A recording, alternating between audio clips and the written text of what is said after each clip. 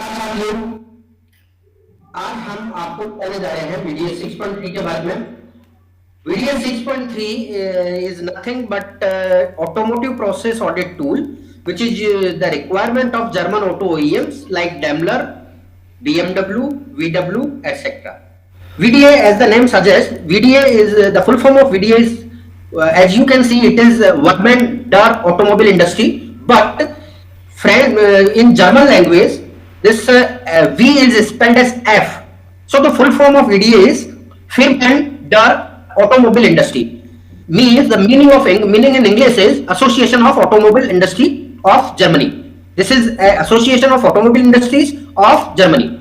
VDA QMC is the Quality Management Center, which is the body who controls all VDA standards. It is located at Berlin, Germany. VDA, जैसा कि आपको पता है कि ISO 9000, ISO के कई सारे वॉल्यूम होते हैं, 9, 14, 45, इसी तरह VDA में भी कई सारे वॉल्यूम्स होते हैं। तो VDA में जो वॉल्यूम्स हैं 1 to 19, 1 से 19 तक वॉल्यूम होते हैं। इन्हीं वॉल्यूम में से VDA 6.3 एक वॉल्यूम है, which is a process audit tool for manufacturing industries and service industries as well. And जैसा कि आपको ध्यान है कि ISO 9000 में फर्स्ट पार्टी ऑडिट भी होता है, सेकंड पार्टी ऑडिट भी होता है, थर्ड पार्टी ऑडिट भी होता है, लेकिन VDA 6.3 में this is a second party audit. It is done by the customers for their suppliers, but not done by A third party agency like any certification body. It is not a certification system, it is just a process audit tool. Now आपको यह पता होना चाहिए कि difference क्या है IATF 16949 और VDA 6.3 में. तो एक टेबल बनाई गई है डिफरेंस के लिए. You can see IATF 16949 is governed by IATF. IATF is agency. The full form of IATF is International Automotive Task Force. जबकि VDA 6.3 is governed by VDA QMC, means VDA Quality Management Center. IATF 16949 एक certification standard है. आपको इसकी audit होती है, उसके बाद में सर्टिफिकेट इश्यू होता है. जबकि VDA 6.3 में कोई सर्टिफिकेट आपको इश्यू नहीं होता है. प्रोसेस ऑडिट का ये टूल है. तो इसमें कस्टमर अपने सप्लायर का ऑडिट करके उसको स्कोर और ग्रेड देता है based on the performance. As both these VDA 6.3 and IATF 16949 are automotive business tool. So IATF 16949 applicable for all automotive business processes, whereas VDA 6.3 is applicable for engineering, QA, HR, purchase, production, maintenance, and customer related processes, which includes marketing and logistics. IATF 16949 में clauses होते हैं, जैसा आपको पता है IATF 16949 में clause number 1 to 10 होते हैं. वैसे ही VDA में एलिमेंट्स होते हैं. क्लॉजेज वहां नहीं होते हैं, एलिमेंट्स होते हैं. और जैसा कि IATF 16949 में रिक्वायरमेंट्स होती है, यहां रिक्वायरमेंट्स होती है in terms of persons. There are persons in form of requirement. So element and question are there, whereas in IATF it is clauses and requirement. Now there are two type of audit in VDA 6.3. In VDA 6.3 there are two type of audit. First one is P1 audit, which is called potential analysis audit. Potential analysis audit, it is not applicable for first party audit. First party audit is internal audit, which is done internally by the certified internal auditors. तो potential analysis जो है उसकी कोई internal audit नहीं होती है. Potential analysis में 36 question होते हैं out of 48. जो नीचे सेकंड टाइप जो है that is process audit, उसमें टोटल क्वेश्चन होते हैं 58, जबकि पोटेंशियल एनालिसिस में होते हैं 36. पूरी 58 में से केवल 36 क्वेश्चन देखे जाते हैं. ऑडिट बाय कस्टमर, जो पोटेंशियल एनालिसिस ऑडिट है वो ऑडिट की जाती है कस्टमर के द्वारा. क्यों? टू सेलेक्ट न्यू सप्लायर और लोकेशन. जब भी किसी ऑटो OEMs को या टीयर्स को कोई न्यू सप्लायर सेलेक्ट करना होता है या सेम सप्लायर की कोई दूसरी लोकेशन सेलेक्ट करनी होती है, तब ये ऑडिट की जाती है. It is basically for new supplier selection. दूसरे टाइप की ऑडिट है प्रोसेस ऑडिट. प्रोसेस ऑडिट में जो एलिमेंट कवर होते हैं P2 to P7. P2 to P7 audit इसको बोलते हैं process audit. It is applicable for first party. First party means internal audit और self assessment, as well as second party audit. ऐसा कि पोटेंशियल एनालिसिस में internal audit नहीं होता था, लेकिन इसमें आप इंटरनल ऑडिट, सेल्फ असेसमेंट भी कर सकते हैं और आपके सप्लायर का ऑडिट भी कर सकते हैं, या आपका कस्टमर आपका ऑडिट कर सकता है. इसमें टोटल क्वेश्चन होते हैं 58, including the 36 which are covered in potential analysis, and this audit by customer during development, serial production, annual cycle or any event based, ये audit किया जाता है. So ये आप tabular form में देखेंगे difference. P1 audit which is called potential analysis audit and P2 to P7 audit which is called process audit. So type of, if we talk about potential analysis, so this is second party audit, supplier audit, and this process audit is done for internal audit as well as second party audit. Potential analysis में region of audit होता है to assess new supplier, new location, new technology. Whenever you are going to add new location, new technology, then you have to intimate your customer, then customer will do your potential analysis audit. But process audit का region है to assess development of the project, serial production, annual audit as per the customer audit plan, and event based audit. It can be done based on the event based. Event based का मतलब है suppose आपका customer complaint बढ़ रहा है, आपका development ठीक नहीं हुआ है, तो उस केस में ये ऑडिट की जा सकती है. पोटेंशियल एनालिसिस ऑडिट का ऑब्जेक्टिव होता है टू डिसाइड ऑन सुटेबल और not suitable, because it is done for the new supplier selection. So इसमें जो डिसीजन दिया जाता है वो सुटेबल और नॉट सुटेबल, की सप्लायर सुटेबल है या सुटेबल नहीं है. जबकि प्रोसेस ऑडिट का जो ऑब्जेक्टिव है टू डिसाइड ऑन कैपेबल और not capable, UMS effectiveness and business continuity. Audit criteria in terms of potential analysis, इसमें 36 क्वेश्चन होते हैं जैसा मैंने पहले बताया. इसको P1 ऑडिट भी बोलते हैं और पोटेंशियल एनालिसिस ऑडिट भी बोलते हैं. तो जो प्रोसेस ऑडिट में 56 क्वेश्चन की जो लिस्ट है, उन्हीं 58 क्वेश्चन में से 36 क्वेश्चन पोटेंशियल एनालिसिस ऑडिट में असेस किए जाते हैं. क्वेश्चन बैंक एलिमेंट जैसा मैंने बताया, P1 to P7 एलिमेंट होते हैं. P1 is nothing but potential analysis. Process audit जो है वो स्टार्ट होता है P2 से और एंड होता है P7 पे. P2 में जो टोटल क्वेश्चन होते हैं for potential analysis is 7, whereas in process audit it is also 7, means P2 में जो पूरे जो 7 क्वेश्चन है वो सातों के सातों क्वेश्चन पोटेंशियल एनालिसिस में भी असेस किए जाते हैं. P3 में टोटल 5 है, जबकि पोटेंशियल एनालिसिस में सिर्फ 2 क्वेश्चन देखे जाते हैं. P4 में टोटल क्वेश्चन 8 है प्रोसेस ऑडिट, जबकि पोटेंशियल एनालिसिस में इन 8 में से सिर्फ 3 क्वेश्चन देखे जाते हैं. P5 ये है, इसमें 7 क्वेश्चन टोटल है प्रोसेस ऑडिट में. इन्हीं 7 में से 5 क्वेश्चन कंसीडर किए जाते हैं पोटेंशियल एनालिसिस ऑडिट में. P6 जिसमें टोटल क्वेश्चन होते हैं 26 इन प्रोसेस ऑडिट. इन्हीं 26 में से 15 क्वेश्चन असेस किए जाते हैं पोटेंशियल एनालिसिस ऑडिट में. P7 total number of question is 5 in process audit and whereas it is 4 in potential analysis audit. So the total is 36% in potential analysis and 58% in process audit. Audit scope in terms of potential analysis is customer's own product and related processes or processes and product of similar nature. कई बार क्या होता है, because it is done for the new supplier selection, तो supplier के पास उस समय customer का product run नहीं करता है, तो उस केस में जो सिमिलर नेचर के अदर प्रोडक्ट है या कोई कॉम्पिटिटर के प्रोडक्ट है, उन प्रोडक्ट का ऑडिट किया जाता है. जबकि प्रोसेस ऑडिट में कस्टमर का खुद का प्रोडक्ट और जो रिलेटेड प्रोसेसेस है उनका ऑडिट किया जाता है. इसमें आपको प्रोडक्ट ग्रुप सेलेक्ट करना होता है एंड उस प्रोडक्ट ग्रुप से रिलेटेड जो मैन्युफैक्चरिंग प्रोसेसेस है वो ही कंसीडर किया जाता है. जो उस प्रोडक्ट के बनाने में जो मैन्युफैक्चरिंग प्रोसेसेस काम आ रही है उन्हीं को कंसीडर किया जाता है. Rest manufacturing processes are not covered during audit. Potential analysis में each question is assessed as green, yellow or red. Green means the requirements are fulfilled, yellow means requirements are partially fulfilled and red means requirement are not fulfilled. जबकि process audit में green yellow red नहीं होता है, उसमें हर question के against में score दिया जाता है एंड स्कोर हो सकता है 0, 4, 6, 8 और 10.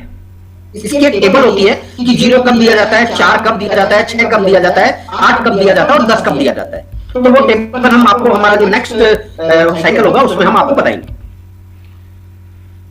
क्वेश्चन इवैल्यूएशन क्राइटेरिया ग्रीन, जैसा मैंने आपको बताया, requirement in the question is achieved.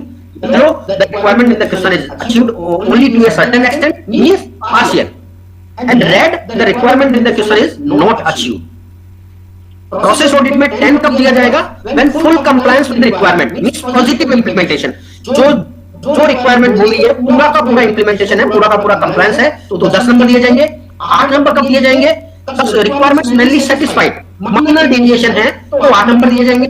6 number कब दिए जाएंगे, requirement partially satisfied and significant deviation. Requirement से यदि सिग्निफिकेंट डेविएशन है तो 6 नंबर दिए जाएंगे. 4 नंबर कब दिए जाएंगे, रिक्वायरमेंट्स इनएडिक्वेटली सेटिस्फाइड और मेजर डेविएशन यदि है. और जीरो कब दिया जाएगा? Requirement not satisfied and TMS establishment is not evident, system ही नहीं है तो जीरो दिया जाएगा। Now auditor can skip maximum 3% out of total 36% in potential analysis, but need explanation for not auditing the person. So potential analysis का जो criteria है, total 36% होते हैं, इन 36% में से 3% हम skip कर सकते हैं, लेकिन you need a proper explanation for not auditing the same. Whereas in process audit, auditor can skip maximum 1/3 questions out of total questions in each element. Maximum 1/3, मतलब 1/3 questions out of total question in each element in the audit checklist. Checklist हम आपको दिखाएंगे अभी, but इस case में भी explanation चाहिए कि आप क्यों उनको स्किप कर रहे हैं, why you are not auditing the person. In potential analysis, overall audit score is addressed as green, yellow and red. इनका क्या मतलब है मैंने बताया. ओवरऑल एनालिसिस भी आपका जो दिया जाएगा वो ग्रीन, येलो और रेड, जबकि प्रोसेस ऑडिट में overall audit result is address in percentage score out of 100 कि कितना परसेंटेज स्कोर रहा है, बिकॉज हर क्वेश्चन का जो मैक्सिमम मार्क्स है वो 10 है. 10 में से 10 भी आ सकता है, 8 भी आ सकता है, 6 भी आ सकता है, 4 भी आ सकता है, 0 भी आ सकता है. तो based on the achievement you can give the percentage score and grade of audit A, B and C. A, B and C कब दी जाती है ये नीचे वाली टेबल में आपको मिलेगा. अब इसमें ग्रीन स्टेटस कब दिया जाता है पोटेंशियल एनालिसिस ऑडिट में? मैक्सिमम 7 येलो, यदि टोटल 36 क्वेश्चन में से 7 क्वेश्चन यदि येलो है, मैक्सिमम कोई भी रेड नहीं है, तो ग्रीन स्टेटस आपको मिलेगा. येलो स्टेटस कब मिलेगा? जब मैक्सिमम 14 येलो होंगे और इसमें सर लगी रेड एक भी नहीं हो. ग्रीन एंड येलो स्टेटस तभी दिया जा सकता है जब रेड एक भी नहीं हो, साथ ही मैक्सिमम 7 येलो है तो ग्रीन स्टेटस मिलेगा, मैक्सिमम 14 येलो है तो आपको येलो स्टेटस मिलेगा. रेड स्टेटस कब मिलेगा? More than 14 yellow. यदि 14 से अधिक क्वेश्चन में आपको येलो मिलता है तो आपको रेड स्टेटस मिलेगा, और मिनिमम 1 रेड, एक भी रेड आ गया, एक भी सिंगल रेड यदि आ गया तो स्टेटस आपका रेड में कन्वर्ट हो जाएगा. Whereas in process audit, overall audit result criteria क्या है? Audit score 90% और ऊपर है तो A grade, audit score between 80 to 90 है तो B grade, और audit score below 80 है तो C grade. इसमें कुछ डाउनग्रेडिंग रूल्स भी लगते हैं, वो डाउनग्रेडिंग रूल्स वीडियो की बुक में लिखे हैं, वो भी हम आपको हमारे नेक्स्ट जो ट्रेनिंग होगी उसमें बताएंगे कि डाउनग्रेडिंग कब लगती है. ऐसा भी हो सकता है कि आपका स्कोर मोर देन 90 है फिर भी आपकी बी ग्रेड आ सकती है, आपका स्कोर 85 है तो भी आपकी सी ग्रेड आ सकती है. उसमें कुछ डाउनग्रेडिंग रूल्स लगते हैं, वो डाउनग्रेडिंग रूल्स के बारे में हम आपको बताएंगे. Audit conclusion in potential analysis audit. Conclusion क्या है? आपको यदि ग्रीन स्टेटस मिला है तो it means you are fully approved supplier, आप अप्रूव्ड सप्लायर बन जाते हैं. येलो स्टेटस में कंडीशनली अप्रूव्ड का टैग दिया जाता है कि you are not fully approved but you are conditionally approved, means you will be approved based on certain conditions. वो कंडीशन क्या होगी? It will depend customer to customer. Next status is red. Red means barred supplier. Means you will not be eligible to be approved supplier. You will be barred from the list. In process audit, A grade means quality capable supplier. B grade means conditionally quality capable supplier. Conditionally में आपको action plan submit करना होगा, और जो आपने target date दी है इसका कुछ क्राइटेरिया होता है टाइम का कि कितने टाइम में आपको एक्शन प्लान सबमिट करना होता है, कितने टाइम में आपको इंप्लीमेंट करना होता है, वो क्राइटेरिया हम नेक्स्ट स्लाइड में देखेंगे. सी ग्रेड में it means not quality capable supplier. अब किया क्या जाएगा? A grade, B grade, C grade के साथ में क्या किया जाएगा ये आपको आगे वाली स्लाइड में मिलेगा.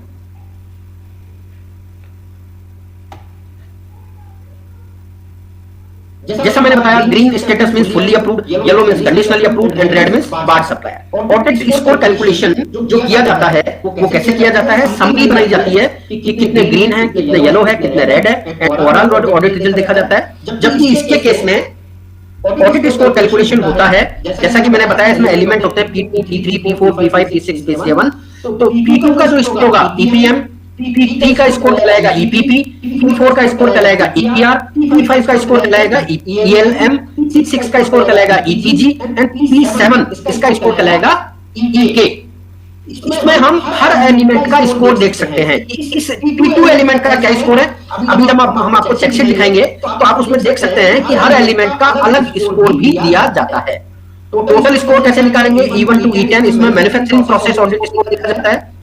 जैसा कि मैंने बताया, E6 जो होता है, E6 में है सब क्लोज होते हैं, सब एलिमेंट, बाकी किसी भी एलिमेंट में कोई सब एलिमेंट नहीं होता है, लेकिन P6 ऐसा एलिमेंट है जिसमें सब एलिमेंट होते हैं 6.1, 6.2, 6.3, 6.4, 6.5 एंड 6.6। तो इसका स्कोर भी आप देख सकते हैं। EU7 means transport, part land handling, storage. कुछ क्वेश्चन जो रिलेटेड होते हैं वो ट्रांसपोर्ट से रिलेटेड होते हैं, कुछ पार्ट हैंडलिंग से रिलेटेड होते हैं, कुछ स्टोरेज से रिलेटेड होते हैं, तो उनका स्कोर भी सेपरेट देखा जा सकता है।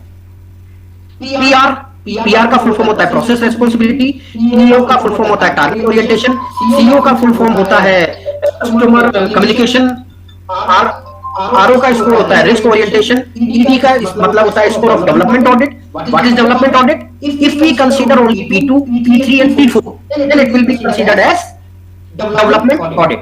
EP means score of production audit, P5, P6 and P7। यदि हम P5, P6 और P7 को ही कंसीडर करते हैं, मींस इन तीन एलिमेंट की यदि ऑडिट करते हैं हम, then it will be called production audit. और यदि हम P2, P3 और P4 की ऑडिट करते हैं तो ये कहलाएगी development audit. EG means gross score, this will be the overall score, overall audit score P2 to P7 वो कहलाएगा EG। ये अभी हम आपको जब चेकलिस्ट दिखाएंगे तब उसमें दिखाएंगे कि EG कैसे कैलकुलेट होता है, कहां दिखता है। In case of potential analysis downgrading rules applicable नहीं होते हैं। पोटेंशियल एनालिसिस के केस में डाउनग्रेडिंग रूल्स एप्लीकेबल नहीं होते हैं, जबकि प्रोसेस ऑडिट के केस में डाउनग्रेडिंग रूल्स अप्लाई होते हैं। In case of potential audit, audit result becomes input for business decision। Business दिया जाना है, नहीं दिया जाना है, ये सब इस ऑडिट से डिक्लेयर होगा। प्रोसेस ऑडिट के केस में ऑडिट रिजल्ट जो है वो इन्फ्लुएंस करते हैं आपके बिजनेस डिसीजन को। कैसे कि फ्यूचर बिजनेस कितना देना है, कितना नहीं देना है। आपका यदि आपकी ग्रेड C आती है तो हो सकता है आपको बिजनेस कम कर दिया जाए, और ये डिसीजन लिया जाता है लीड ऑडिटर, जो कि प्रोसेस ऑडिटर है, जो ऑडिट कर रहा है उसके द्वारा। जबकि पोटेंशियल एनालिसिस के केस में डिसीजन लेता है buyer, not auditor. In process audit decision लेता है लीड ऑडिटर, और पोटेंशियल एनालिसिस के केस में डिसीजन लेता है बायर।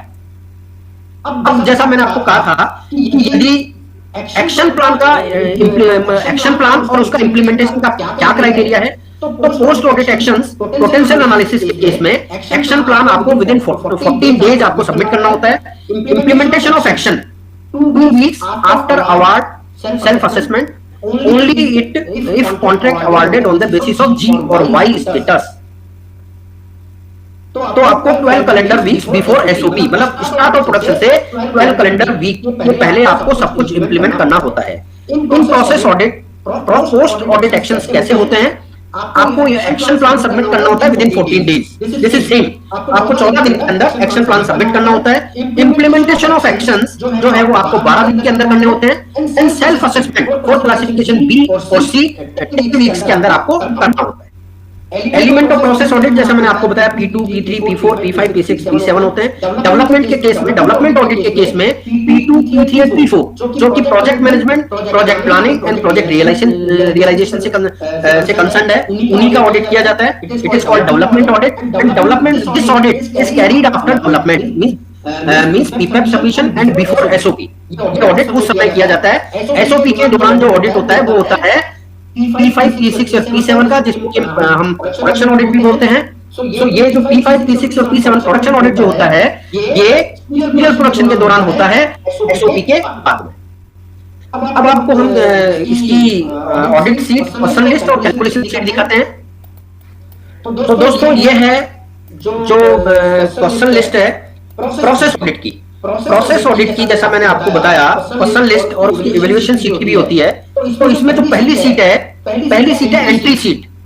इसमें इनपुट फॉर्म है, इसमें जो आपका सप्लायर है जिसकी आप ऑडिट कर रहे हैं उसकी डिटेल डालनी होती है ऑडिटर कौन है, सप्लायर का क्या नाम है, सप्लायर का एड्रेस क्या है, उसके बाद में सप्लायर के एंड पे जो सीनियर मैनेजमेंट है, प्लांट मैनेजमेंट है, वो कौन है, उसके बाद में सप्लायर के पास में सर्टिफिकेट कौन कौन से हैं, ISO 9001, 14001, 45001, जो भी स्टैंडर्ड सिस्टम इंप्लीमेंटेड है उनकी डिटेल डालनी होती है। उसके बाद में प्रोडक्ट ग्रुप सेलेक्ट किया जाता है। जैसा मैंने बताया कि एक सर्टेन प्रोडक्ट ग्रुप के लिए ये ऑडिट होती है, वो एक ऑडिट में आप एक से ज्यादा प्रोडक्ट भी कंसीडर कर सकते हैं, तो उनका नाम आपको यहाँ डालना होता है प्रोडक्ट ग्रुप में, first, second, third and fourth में। उसके बाद में आपको मैन्युफैक्चरिंग प्रोसेसेस डालनी होती है, उस प्रोडक्ट ग्रुप से रिलेटेड कौन कौन सी मैन्युफैक्चरिंग प्रोसेस है वो आपको यहाँ डालनी होती है।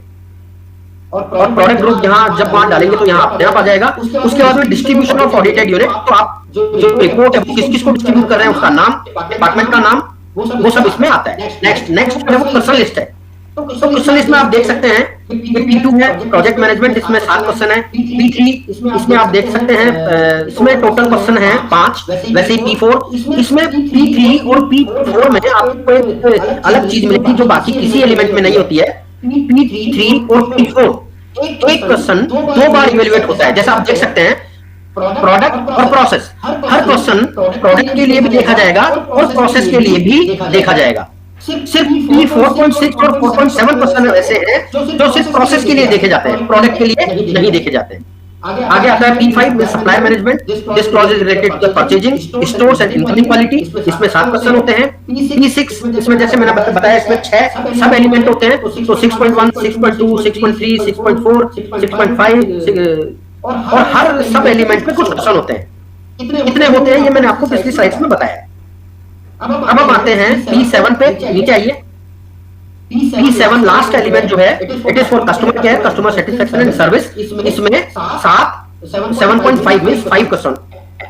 नेक्स्ट है आपकी इवैल्यूएशन शीट कि कैसे आपको सिर्फ स्टार्टिंग की 2 सीट भरनी होती है, इनपुट फॉर्म एंड क्वेश्चंस। बाकी की सारी सीटें, आगे की सारी सीटें अपने आप भर जाती है। इसमें फॉर्मूला सेट है, तो इसमें आप देख सकते हैं जैसा मैंने बताया था कि P2 का स्कोर, P2 में 7 क्वेश्चन है, सबका स्कोर यहाँ आ जाता है और इसका इंडिविजुअल स्कोर थोड़ा इधर राइट में आइए। तो राइट में आप जब आप आएंगे तो देखेंगे कि इस एलिमेंट का कितना स्कोर है, ये यहाँ दिख रहा है। देखिए ऐसे ही हर एलिमेंट का स्कोर आपको यहाँ दिखता है। नेक्स्ट इधर आइए, लेफ्ट में, लेफ्ट इसी में, हाँ इसमें आप देखिए P2, P3 और P4 सबका अलग अलग स्कोर दिख रहा है। P5 इसमें भी आप देखिए 7 क्वेश्चन होते हैं, इसका P5 का स्कोर भी अलग दिख रहा है। P6 में सब एलिमेंट 6 होते हैं, उन सबका स्कोर आगे दिख रहा है। P6 का टोटल कितना स्कोर है वो भी दिखेगा। नीचे आइए, नीचे ये देखिए, और जो टोटल स्कोर होता है इधर लेफ्ट में, राइट में टोटल स्कोर यहाँ जो मैंने बताया था यहाँ पे टोटल स्कोर और स्कोर के बेस पे रेटिंग क्या है, कंसीडरिंग द डाउनग्रेडिंग रूल्स, वो अपने आप यहाँ पे आ जाएगी कि स्कोर कितना है और उस स्कोर के बेस पे डाउनग्रेडिंग रूल लगा के रेटिंग कितनी आई है, ए है, बी है या सी है। और इसमें आगे देखिए एक्शन प्लान की शीट भी है। ये रिपोर्ट है और ये रिपोर्ट है जिसमें आपको हर क्वेश्चन के अगेंस्ट, हर एलिमेंट के अगेंस्ट में क्या स्कोर है, कितना टोटल ग्रेड कितना आया है, क्या स्कोर है, इसमें आपको दिखेगा। ऑडिट कंक्लूजन क्या है, फर्दर एक्शन क्या होंगे। This is the important seat, ये सीट जो है वो इंपोर्टेंट सीट है। इसके बाद में एक्शन प्लान, तो जिन भी क्वेश्चन में 10 से कम नंबर आए हैं, 10 से कम क्या आ सकते हैं, 8, 6, 4 और 0, तो जिन भी क्वेश्चन में 8, 6, 4 और 0 मार्क्स आएंगे, ये सीट अपने आप क्रिएट हो जाएगी। This is called action plan seat. और ये एक्शन प्लान सीट आपको सप्लायर को भेजनी है और सप्लायर उसमें इमीडिएट एक्शन, रीजन, मेजर्स और टारगेट डेट, रेस्पॉन्सिबिलिटी डाल के और सबमिट करेगा with in 14 days। Then you have, if you want to cross verify, you can ask for the evidences and supplier will submit you, then you will proceed for the further action. So that's all दोस्तों, ये आशा है आप सबको VDS 6.3 का एक brief idea हुआ होगा। यदि आपको आगे इसके बारे में कुछ जानना है, ट्रेनिंग लेनी है, इसके क्वेश्चन की रिक्वायरमेंट समझनी है, किस क्वेश्चन के इसमें क्या डॉक्यूमेंट लगता है, क्या फॉर्मेट लगता है, क्या रिपोर्ट लगता है, तो आप हमसे संपर्क कर सकते हैं। धन्यवाद।